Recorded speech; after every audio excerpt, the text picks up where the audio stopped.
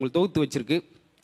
ஒரு முறை கடவுள் வந்து உயிர்கள்லாம் படைக்கும் போது எல்லா உயிருக்கும் 30 வயசுன்னு சொல்லி நிர்ணயிச்சு அனுப்பிட்டார். பட்டக்குன்னு தவி ஒரு 3 விலங்கு திருப்பி ரிட்டன் ஓடிட்டு கடவுள்கிட்டே, ஐயா 30 வருஷம் எங்களுக்கு தாங்காது. முதல்ல கழுத போச்சு, 30 வருஷம் எனக்கு தாங்காது.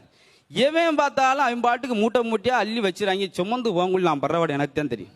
கழுத பாடுன்றா இல்லை, வேணாமுங்க எனக்கு 30. சரிண்டு ஒரு 12 குறைச்சிட்டார். 12 போ அப்படி, உனக்கு 12 தான் அப்படின்னு.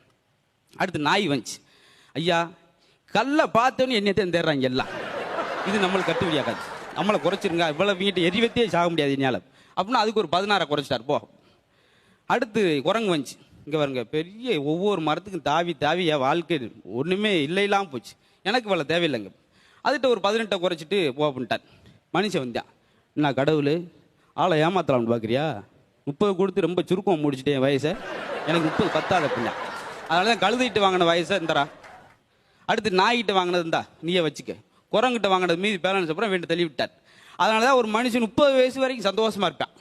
அந்த 30 தாண்டொன்னே கழுத மாதிரி குடும்ப சுமையை சுமக்க ஆரம்பிச்சுக்க. இது அதுக்கடுத்து நாய் படாத பாடுன்றோம்ல, மகனுக்கு வேலை கேட்டு மகளுக்கு வேலை கேட்டு நாயா அலையுது. இது அதுக்கு அடுத்து இந்த குரங்கு மாதிரி மக வீட்டில் கொஞ்ச நாளைக்கு, வயசான காலத்தில் மகன் வீட்டில் கொஞ்ச நாளைக்கு, அவங்க இங்கே